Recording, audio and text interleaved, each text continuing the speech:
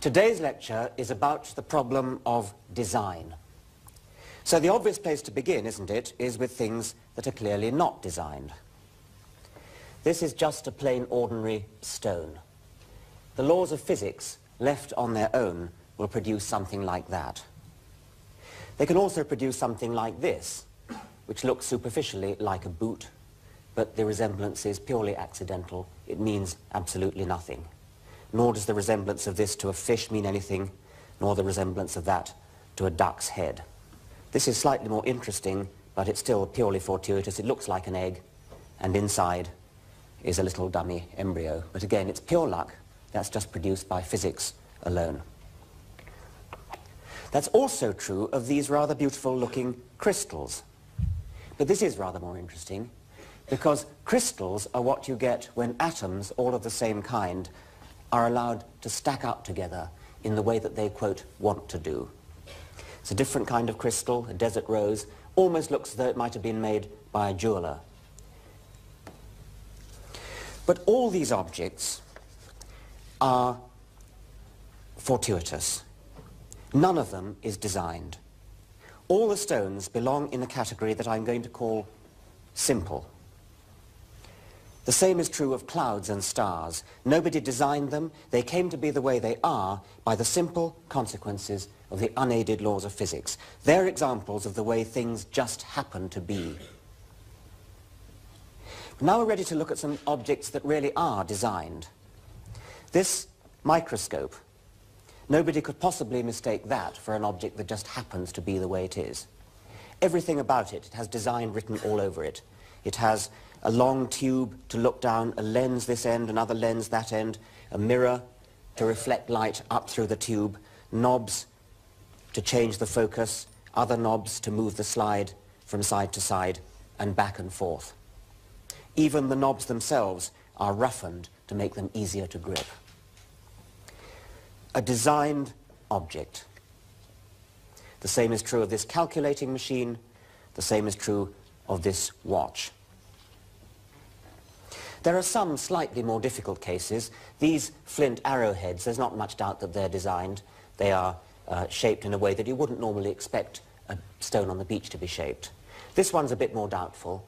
Experts tell us, archaeologists tell us, that that is a designed object, that some primitive people did indeed shape that for a purpose, and I'm prepared to believe them.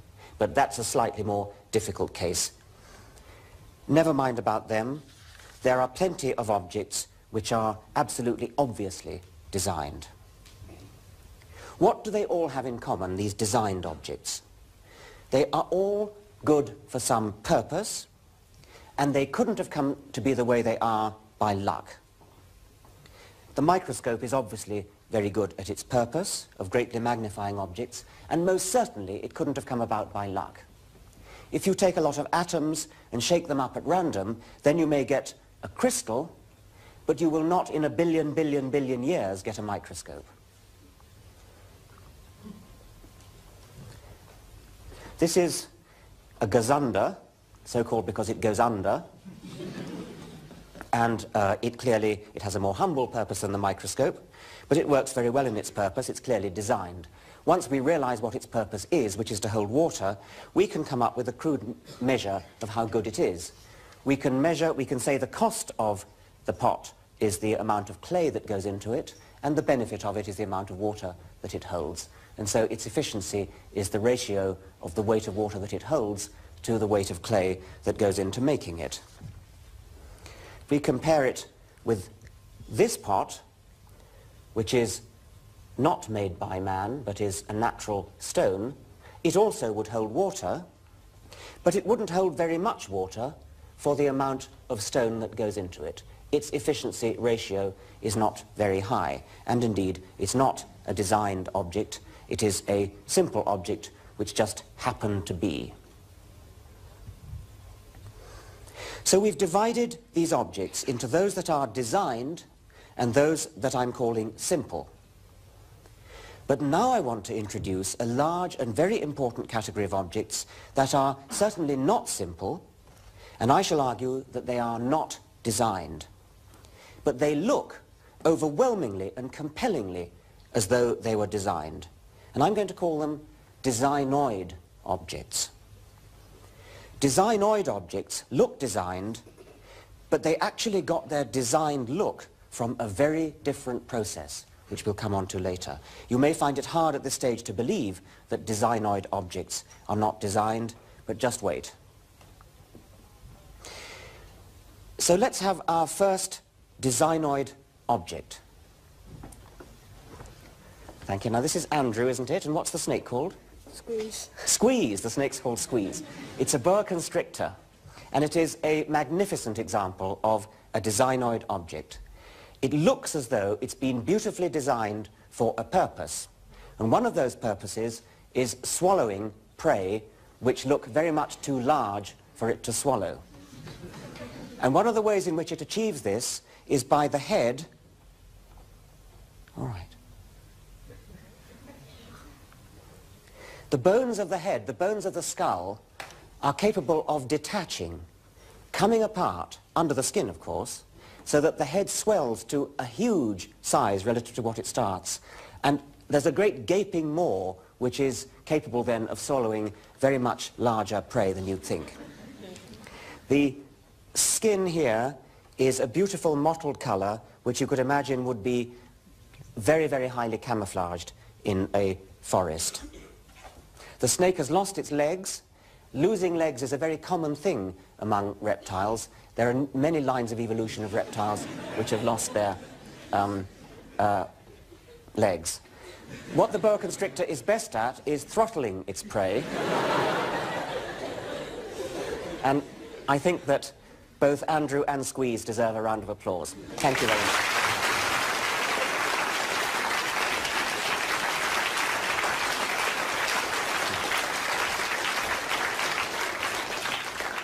Just looking at the outside of Squeeze gives us no real idea at all of what an extraordinarily complicated structure he and all other living things is. A living thing like Squeeze is not just more complicated than the microscope. It is billions of times more complicated than the microscope.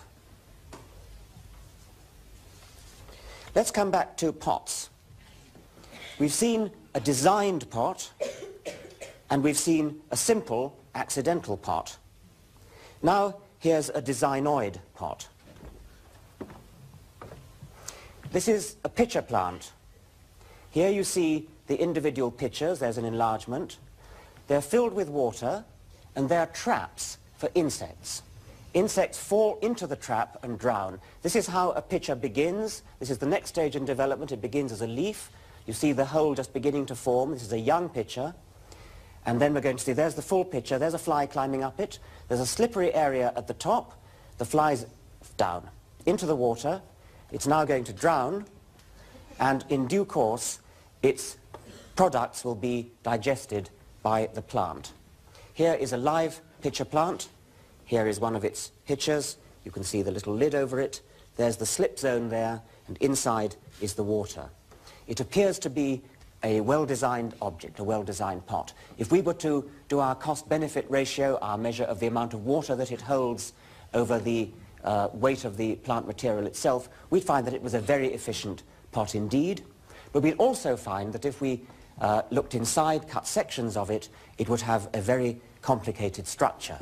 This is the inside of a single cell of a pitcher plant through an electron microscope, and you can see the complexity of it. What's more interesting is that this internal structure is very well fitted to make a lot of oxygen and secrete it into the water of the pitcher. And this has a very useful effect, because in the water of the pitcher are living a motley crew of little maggots and other insects. Now, what are they doing? Well, it's all very well eating insects, like a pitcher plant does, but a plant doesn't have any teeth, and it's difficult to eat insects if you haven't got teeth. So what the pitcher plant in effect does is to borrow the teeth of these maggots in its pitcher. What the maggots do is they eat the prey that fall into the pitcher, and then their excretory products are what are finally absorbed by the pitcher plant. So really the pitcher plant is just getting the same thing as any other plant gets when it eats manure, in effect. But what the pitcher plant is doing is sequestering for itself a private supply of manure by luring insects and by supplying the maggots that live in the pot with a nice oxygen-rich freshwater atmosphere which otherwise they wouldn't like to live in.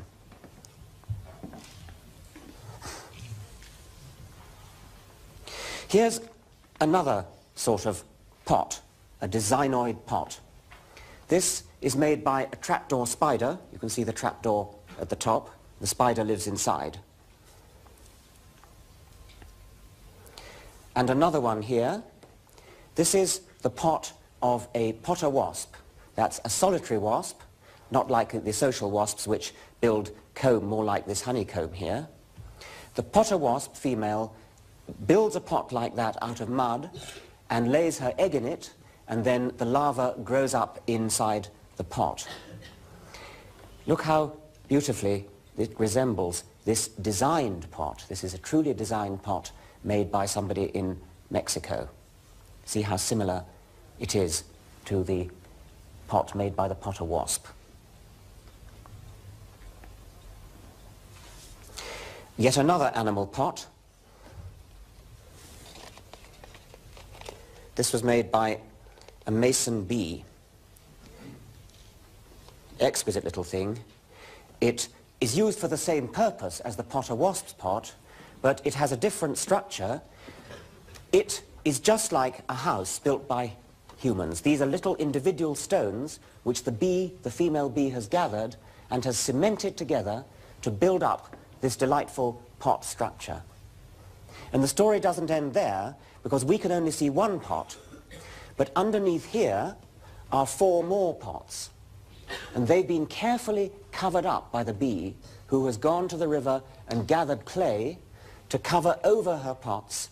The clay is exactly the same color and texture as the rock on which the pot is placed, so that the bee's predators, the predators who might come and eat larvae out of the pot, would never know in a million years that there were any pots under there. Here's another beautiful example of designoid architecture. These gigantic megaliths, like Avebury or Stonehenge, are built by the Campus termite of Australia. They're huge structures, like blocks of flats. Certainly on termite scale they are like blocks of flats.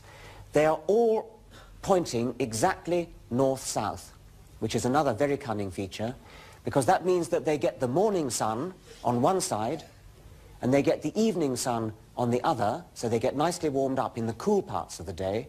But in the hot part of the day, the midday sun, that hits them end on, and so they don't heat up too much, which is why all these termite nests, they're called Campus termites. You can always, when you're in the desert, tell which direction north-south is by looking for a Campus termite nest. Even larger is this another kind of termite nest. You can see the scale there. This is a most colossal structure. The Austrian ethologist Karl von Frisch remarked that if humans built structures on the same scale as termites do, then the structures that we would build would be 4 times as high as the Empire State Building. So termites are very, very impressive architects. These designoid objects are very impressive indeed. We're switching now from objects which are apparently designed by animals to the design of animals themselves, the apparent design of animals themselves. And I'm beginning with camouflage. If you were walking through the desert, you would probably think, to a casual look, that that was a stone. But it's not a stone, it's a grasshopper. It just looks like a stone, and it gets protection from looking like a stone. And in the next example, this looks to me exactly like seaweed. It's one of my favorite of all designoid objects. It is in fact a fish. It's a seahorse. There's its head, there's its neck, there's its body. And these objects sticking out here are part of the fish's body, but anybody would think that they were parts of a seaweed. They look exactly like parts of a seaweed, and the seahorse hides among seaweed of just the right type. It's almost perfectly camouflaged. And we have a few more examples. This is a film of, and you'll see what it is in a moment, it's in fact a leaf insect. There's the shield over the thorax, there's the head, here come the wings, and when it isn't moving, perhaps even when it is moving, it looks exactly like leaves. It's just flown off. Here's another thing, looks just like a plant, turns out to be a green snake. And this, you would think, was a plant with a bud on the end, a long green stem, more buds. Only when we get to the front end do we just about spot that it has an eye, antennae and legs. It is in fact a stick insect. Look at these leaves here. Autumn leaves. Look at the vein up the middle of the leaves. Look at the veins on either side. Look at the little splodges of dark-coloured mould on the leaves. But those are not leaves. Those are butterflies. Look there, you can just see the body there, there, there, there. That's what these butterflies look like when they open their wings. This is what they look like on the underside of the wings. And they normally sit with the wings folded so that you only see the underside of the wings. And you're very hard put to it to see that they're not dead leaves. Only when they open the wings do you get this flash of brilliant coloration. Camouflaged animals resemble inedible objects. Designoid objects sometimes resemble other designoid objects for other reasons, because they're doing the same job. And this is called convergent evolution. This is an ordinary hedgehog. That is nothing whatever to do with a hedgehog, but superficially it looks like it. That is a spiny anteater. It is a mammal, but you might say only just a mammal. It's an egg-laying mammal, a very primitive mammal from Australia and New Guinea. As a matter of fact, its way of life is not that close to a hedgehog's way of life. This is an anteater, whereas hedgehogs eat more general things, insects and worms and things. But both of them gain protection from having spiny skins, and so they both superficially look very alike. An example of convergent evolution. An even better example of convergent evolution is the so-called marsupial wolf.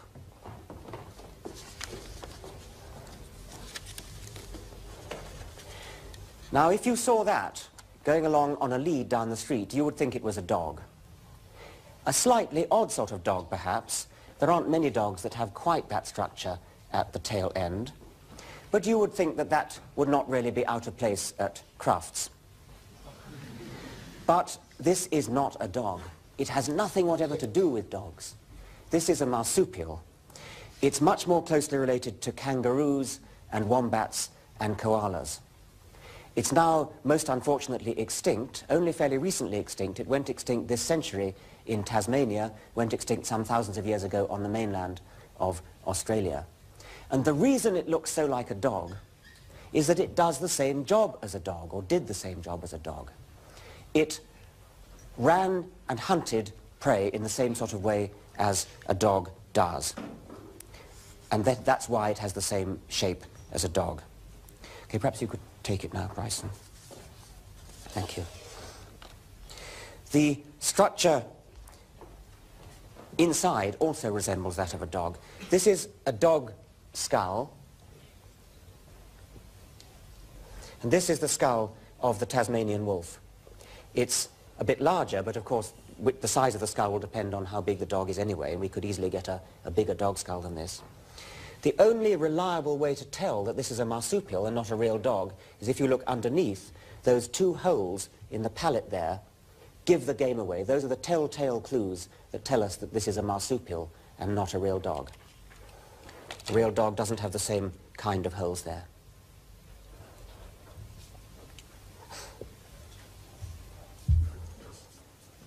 Well, that's convergent evolution among designoid objects. Designed objects, too, sometimes resemble each other because they're doing the same job. Two aeroplanes closely resemble one another, not because of industrial espionage, not because of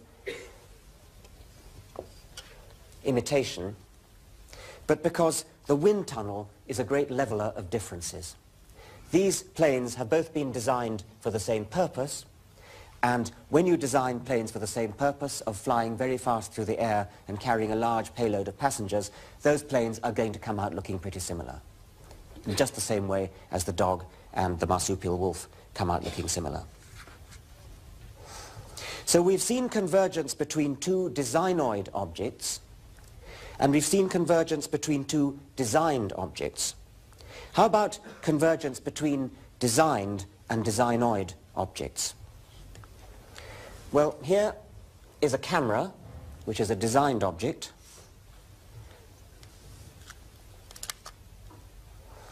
And here is an eye, a designoid object. They both do something very similar.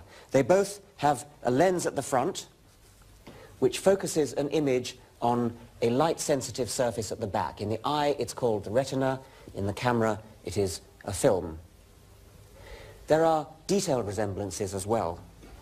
Both of them have an iris diaphragm, opens and closes to regulate the amount of light that goes in. In an automatic camera, the amount of light that goes in and out is automatically regulated by a light meter. It says when it gets brighter, close down the hole. When it gets darker, open up the hole. And the human eye also has an automatic light meter. Now I wonder whether we could have a volunteer to, right, in the front row there, yes, right. What's your name? Gillian. Would you like to take your glasses off, Gillian? Thank you. And come and sit down here, please. Now, what you do, please, is look into the camera there, and they're going to take a picture of your eye, of your iris. What I'm going to do is I'm going to shine this light into the other eye. And I hope it won't be too bright. And what we hope to see is that your iris will contract when I shine the light in. So look into the camera, and I'm going to shine the light. Did you see it contract? Look into the camera. There it contracts. Do you see it? I think it's best perhaps to look into the eye that I'm actually shining the light into. And not you. Look into the camera. Is it too bright for you? No. Okay, look into the camera. There it goes. Do you see it? Thank you very much, Gillian.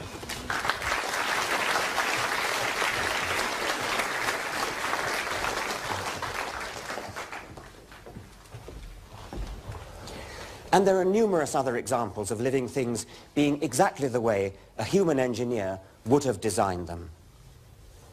Okay, well, I hope that's enough to convince you that there's something special about living objects. They look designed. They look overwhelmingly as though they are designed.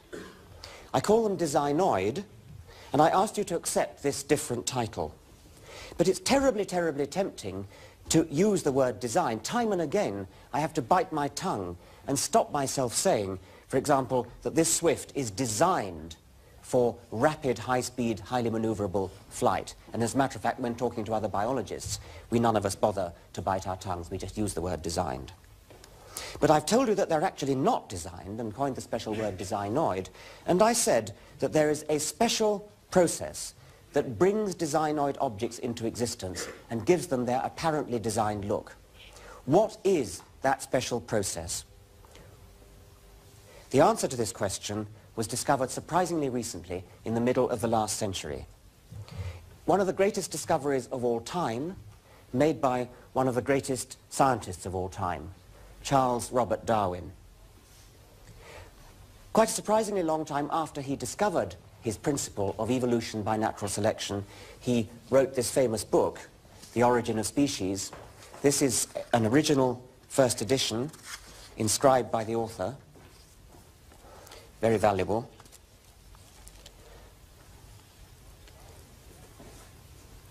Darwin began his argument on natural selection, he introduced it, in terms of another process called artificial selection, or selective breeding.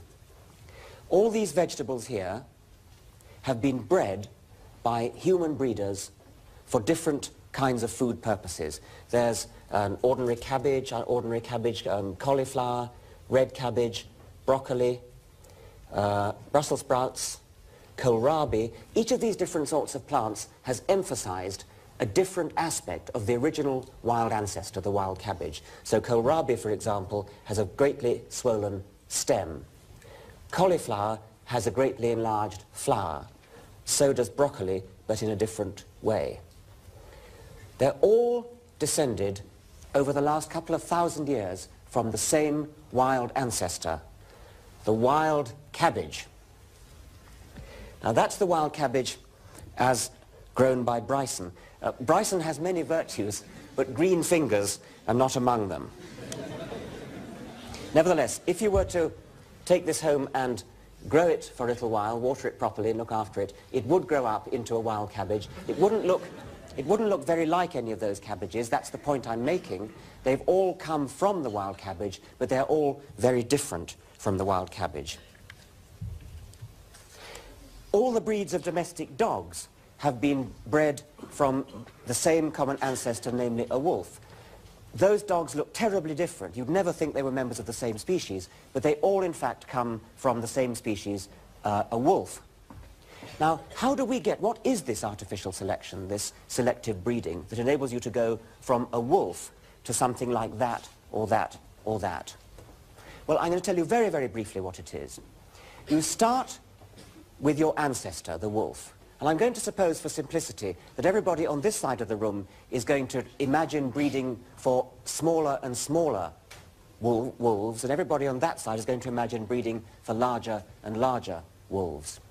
So in every litter of wolves that we get, if you're on the small side, what you do is you look out for those individual puppies that are a bit smaller than the average. And those are the ones that you breed from. And on this side, you breed from the larger ones. Now, it's going to take a long time. Generation after generation, you mate together relatively small dogs, wolves, and on this side, you mate together relatively large wolves.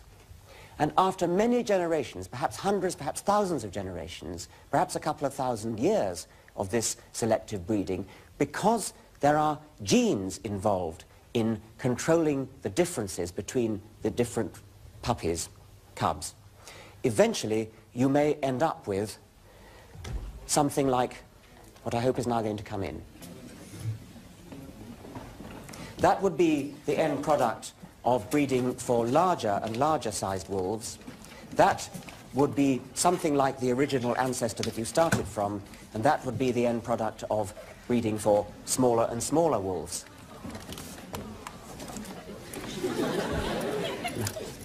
What are their names? Jemima and Wilf are Chihuahuas. Jemima is a smooth-haired Chihuahua. Wilf is a rough-haired Chihuahua.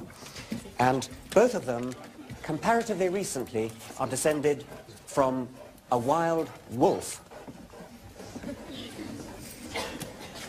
What's his name? Sequin. He's the guy in the wild. Yeah, Sequin. This is Sequin. He's a German shepherd.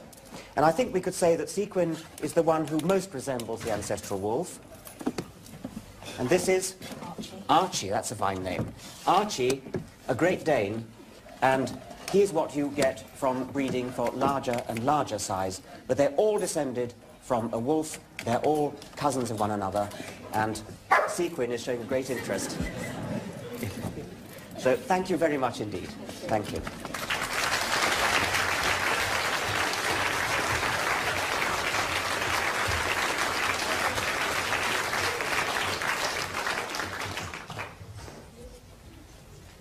Charles Darwin was very interested in dogs. He was also very interested in pigeons. Thank you. Hello. You're on my notes, pigeon.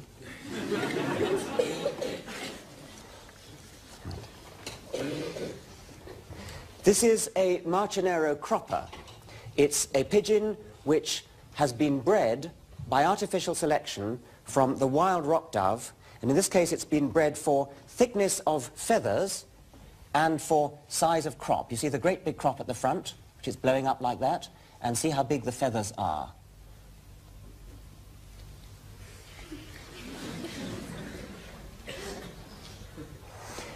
Now in the cage here, we didn't quite trust these ones to be let out. We trust this one. This is a domestic flight pigeon, and you see how it's been bred for this curious little ruff round the back of the neck, and also the red ring round the eye. The other one is an English short-faced tumbler pigeon. You see the extraordinary short face and the tiny small beak. And that again is a product of artificial selection, just like in the case of the dogs and the cabbages. The beak is so short in the case of the English short-faced tumbler that this breed is no longer capable of feeding its own young. And so the only way that breed can be reared is by its babies being reared by pigeons of another breed. That sort of thing often happens, by the way, with artificial selection. It's true of bulldogs.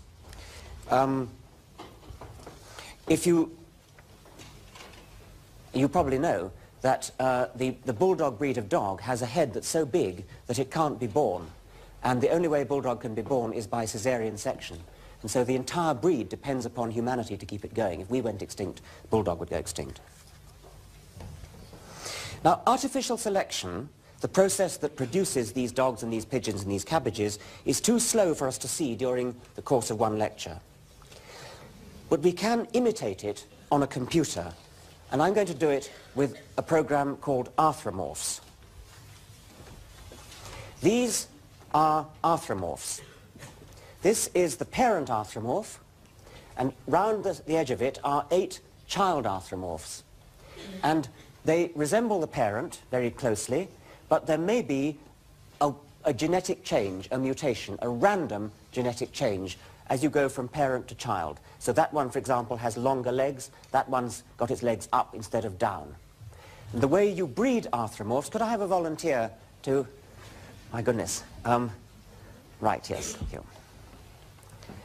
Have you ever used a computer with a mouse? Yes. Yes, okay. What you do then is you choose the one you want to breed from and just click it once. So he's going for the long-legged one, I think. Click it. It goes to the center and becomes the parent of the next generation. Now you see all the next generation have longer legs. What's your name, by the way? Lawrence. Lawrence. Lawrence, it seems to be breeding for longer legs. I wonder if he's going to continue that. That's right. Keep going. Don't wait for me. Just keep on breeding. Okay, Lawrence likes long legs. And they're getting longer and... Okay. Now, what I said was that these creatures have genes which are going from parent to child. What would I mean by talking about genes in a computer? Well, in a computer, of course, genes would just be numbers. They're not real genes, they're not made of DNA, but nevertheless they are genes in the sense that they are what go through from generation to generation. There's no sex in these creatures, by the way. These are all reproducing asexually, like stick insects and like aphids. Carry on.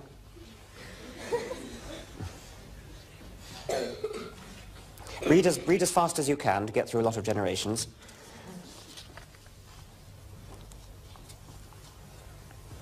So what we're seeing now, what Lawrence is doing, is artificial selection, just like our ancestors did with dogs and pigeons. But he's managing to achieve in a couple of minutes what would have taken several centuries for our ancestors to have achieved.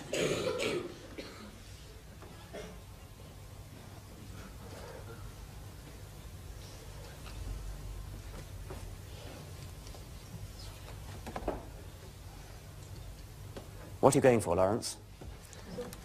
What? Legs. You're trying to get lots of zigzags in the legs, are you?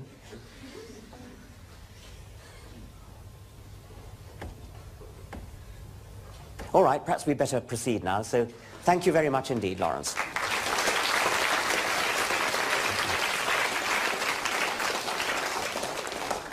Well, I think we're all convinced by now that artificial selection works. We've seen the result of it in dogs, cabbages and pigeons, and we've seen it happening before our eyes in the computer arthropomorphs. But that's just artificial selection. We only began talking about artificial selection because we're really interested in natural selection. Natural selection is like artificial selection, except that instead of humans doing the choosing, nature does the choosing. Of all the puppies in a litter, or wolf cubs in a litter, instead of our choosing which ones shall breed, what happens is that nature chooses which ones shall breed. The ones that have what it takes to survive will be the ones that breed, automatically chosen. The ones that are good at running fast, the ones whose legs are not too short and not too long, the ones whose teeth are not too blunt and not too sharp, because if they're too sharp they might break easily. Natural selection, nature, is constantly choosing which individuals shall live, which individuals shall breed. And the result, after many generations of natural selection, is much the same as the result after many generations of artificial selection. So what would it take to change the arthropomorph program so that it simulated natural selection instead of artificial selection? Because at present, the arthropomorphs are just being chosen by the eyes of a human. Could we somehow make the computer do its own choosing on the basis of quality of arthropomorphs? Well, the trouble is it's not easy to judge what quality in an arthropomorph might mean, because these arthropomorphs are living in a very strange environment, the two-dimensional computer screen. They don't have a real world in which to live. They don't have predators. They don't have prey. They don't have food that they've got to catch. Perhaps we could do better if we made a computer model of a two-dimensional designoid object, like a spider web. Now, if we could have the lights down, I think we might be able to see. Now, there is a spider in the middle of its web, and that I think shows quite nicely. Good.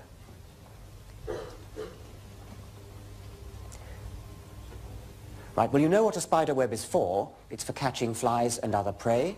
It's a net, and it works in two dimensions. We would have liked to have actually shown you a spider building its web, but this one seems to be pretty satisfied with the web it's already got.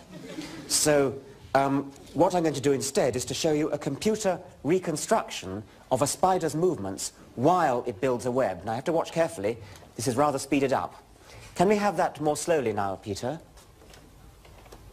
What the spider's now doing is the radii of the web. Now it's doing the structural spiral, which is a kind of scaffolding, and now it's doing the sticky spiral, which is the bit that actually does the business of catching the flies. Let's have it once more slowly. Right. Right, there are the radii. Now it's doing the scaffolding, and now it's doing the real sticky spiral. What we're seeing there is not actually a picture of the web itself. That's a picture of the movements of a spider that were recorded on a particular day. That's a particular spider on a particular day. Its movements were all fed into the computer, and now the computer is playing it back to us. But that's just a recording of the web of a real particular spider. Now, in order to do our trick of making an arthropomorph-like program out of spider webs, we've got to make the computer behave like a spider. And this is the program written by Peter Fuchs, so I'm glad to say is next door, controlling the computer. And what his program does is to make the computer build a web as if it was a spider. So the computer is holding in its little head the rules that we know something about of how a spider builds a web. So the computer does the radii like that. It does the spiral like that. Now, just as in the case of the arthropomorphs, what Peter has done is to make the building rules of the computer spider under genetic control. There are genes in the computer, just as there were for the arthropomorphs, And just as they were for the arthropomorphs, the genes are simply numbers. That is the parent web. These are the daughter webs. More strictly, that's the web that was built by the parent spider. These are the webs that were built by the daughter spiders. Now, to begin with, we can treat this just as if it was an arthropomorph program. So we want another volunteer. Let's have a girl this time. Right. Yes, please. What's your name? Ursula. Ursula. Come here, Ursula, please. Have you ever used a computer with a mouse? Yes. Yes, good. So this time it's just like the other one, only you have to click twice instead of once to choose which one you think is the best web. Okay, now that web is gone up to the top there. That's now become the parent. And here are the daughter webs that are being drawn. And now you can choose another one, another generation.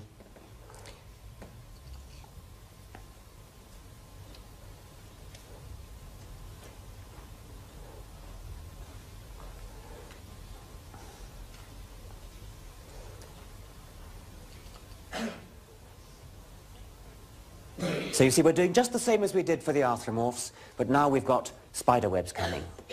But the point we were going to go for was not artificial selection. The whole point of doing this with spider webs is to do something like natural selection. And to do that, we simply make the computer work out how good each web would be at catching flies. And we can do that because, unlike the case of the arthropomorphs, the webs are two-dimensional structures, and we know what they're for. They're for catching flies. So the benefit is simply going to be the number of flies caught, and the cost we can calculate because the cost is the amount of silk used. Spider webs are made of silk. So the cost of a web is the amount of silk used, and the benefit is the flies. Now, if you'd like to stop now, Ursula, thank you very much. Thank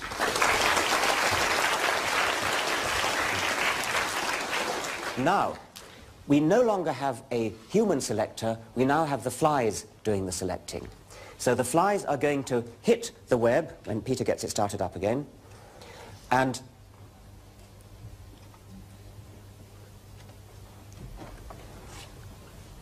right, so now we've got a new generation of webs being built, and we're now going to see the flies hitting the webs.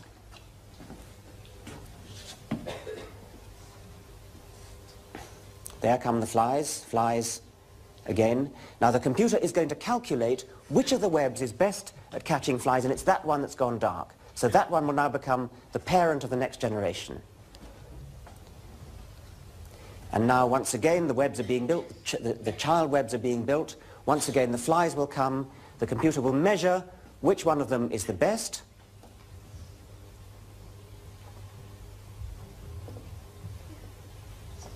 There it is, and that becomes the parent of the next generation.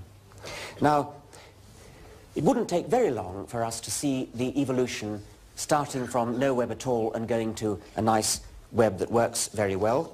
But we haven't quite got time for it, so instead what we did was to let the computer run all night, all last night, and we've got a fossil record of all the webs that were built during that time. This was the starting web, the thing that started at the beginning of the night's run, and then every 20 generations we have a printout of the shape of the web. So we see we start with almost no spiral at all, and you could imagine the flies just whizzing straight through and not getting caught. But then natural selection in the computer led to a gradual improvement in the web, more and more spiral, more and more flies caught, and so evolution went in the direction of a nice full web with a nice full spiral like that, catching lots of flies. That all went on in the computer last night, very fast, telescoping into one night what would have taken thousands of years, perhaps millions of years, in nature. In nature, the successful and the unsuccessful webs would not, of course, be judged by the computer doing a calculation about how many flies would have been caught, would be expected to be caught.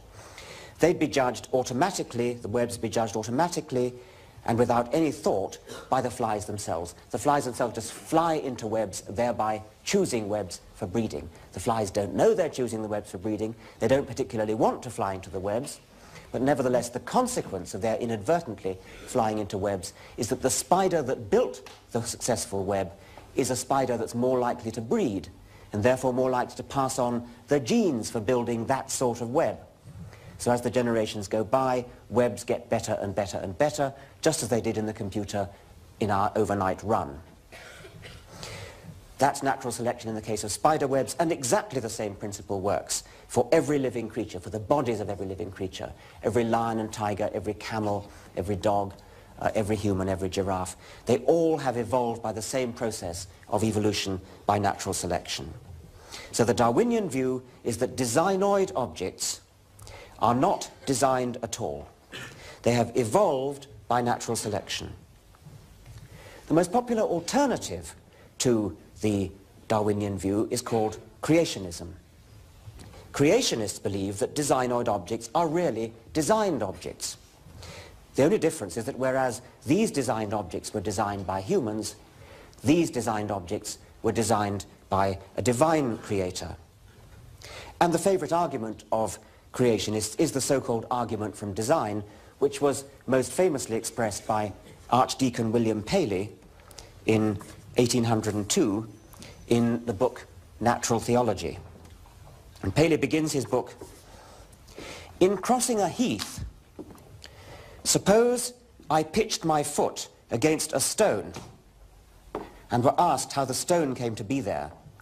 I might possibly answer that for anything I knew to the contrary, it had lain there forever." In other words, the stone is the kind of object which had always been there and doesn't need any special kind of explanation. But, Paley goes on, what if I accidentally kicked a watch? The watch, I open it up, I see the mechanism, I see the cogwheels and the springs, everything about it looks designed. It had to have a designer. It had to have a watchmaker.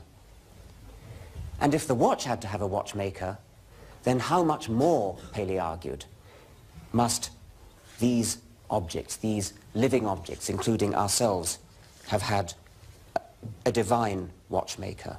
For Paley, it follows as clearly as the night follows the day, that just as the watch had to have a designer, so do we have to have a designer. But of course, just to show that animals and plants look as though they've got a designer begs the question. I've spent much of this lecture trying to persuade you that animals and plants look as though they've got a designer, but I spent the other half of the lecture showing you that there's another very good alternative explanation for why they look as though they had a designer, namely natural selection. Well, Paley, of course, lived before Darwin, so he couldn't be expected to know about the alternative. Nevertheless, it was, even without knowing about Darwin, it was possible back in the 18th century to know that Paley's argument was a pretty bad argument. And this was pointed out by David Hume, one of the greatest philosophers of all time. Hume made the point that the argument from design, which was Paley's argument, is that things like elephants and humans are too complicated to have come about by chance. They have many parts just like a watch. Too complicated to have come about by chance. A designer, a watchmaker, an engineer, is certainly one way in which these objects could come about. These objects could come about. But a watchmaker, or a designer, or an engineer, if he's to be any good as a watchmaker or an engineer, must be a pretty complicated object himself. It's no good just postulating a designer, because a designer is just the very kind of thing, just the very kind of complicated, ordered thing that seems to need the very kind of explanation that we're searching for. If a human is too complicated to have come about by luck, or if a swift is too complicated to have come about by luck, then 1,000 times more so, any being capable of creating humans must be too complicated to have come about by luck.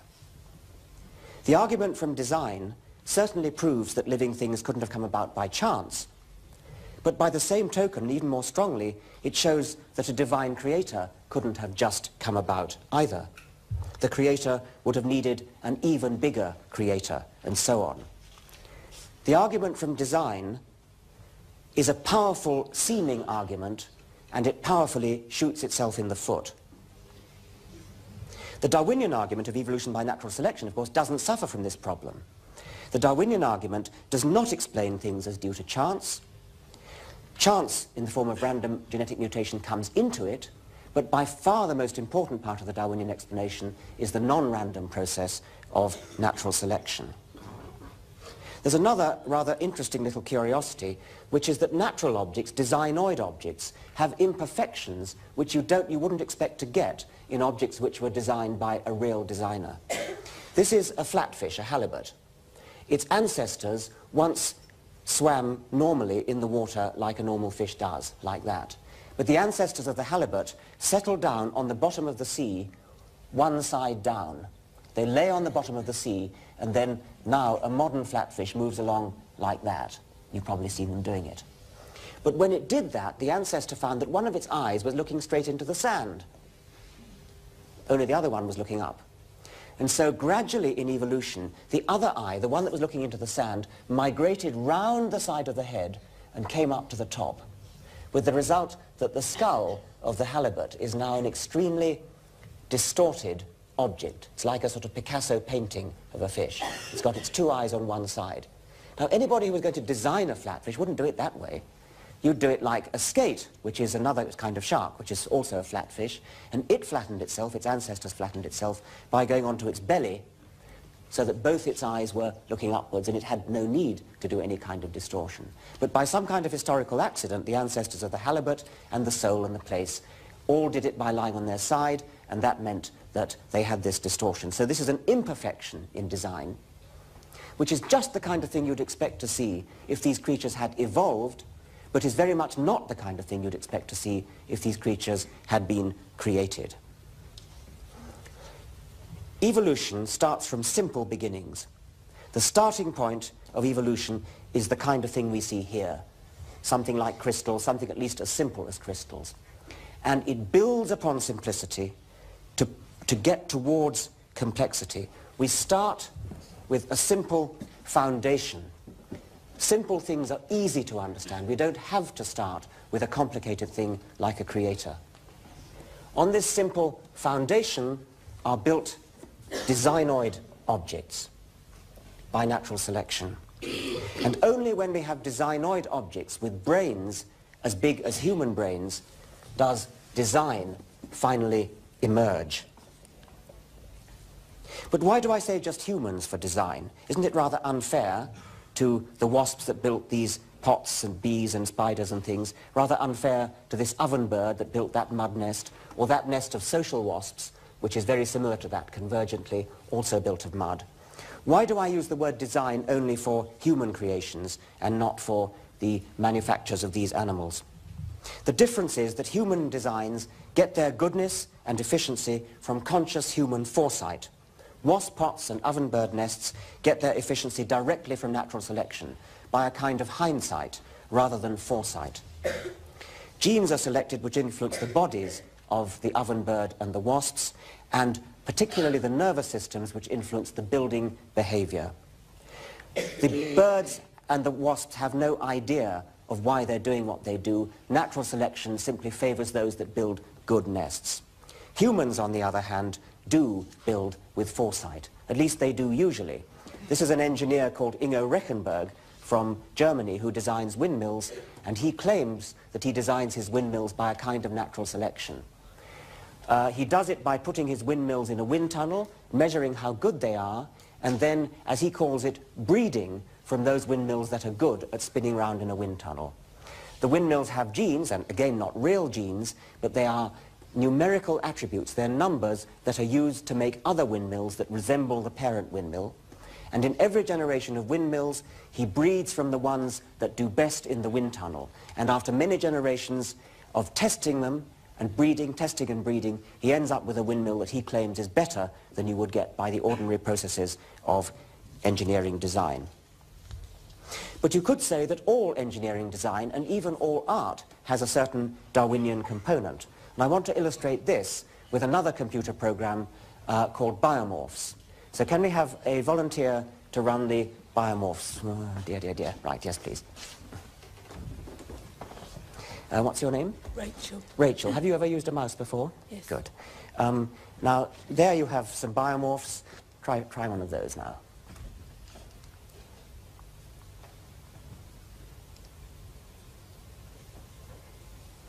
What she is doing is guiding the evolution of biomorphs.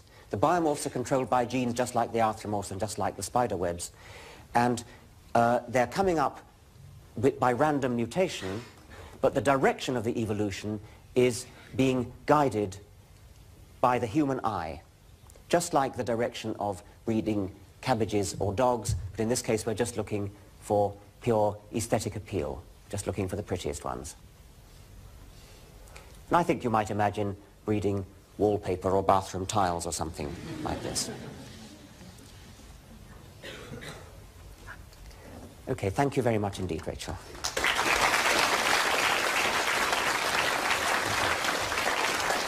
But in any case, all creation, all design, all machines and houses and paintings and computers and aeroplanes, everything designed and made by us, everything made by other creatures, is only made possible because there are already brains put together as designoid objects, and designoid objects come about only through gradual evolution. Creation, when it does occur in the universe, is an afterthought. When creation appeared on this planet, it came locally and it came late. Creation does not belong in any account of the fundamentals of the universe. Creation is something that, rather late in the day, grows up in the universe. Thank you very much.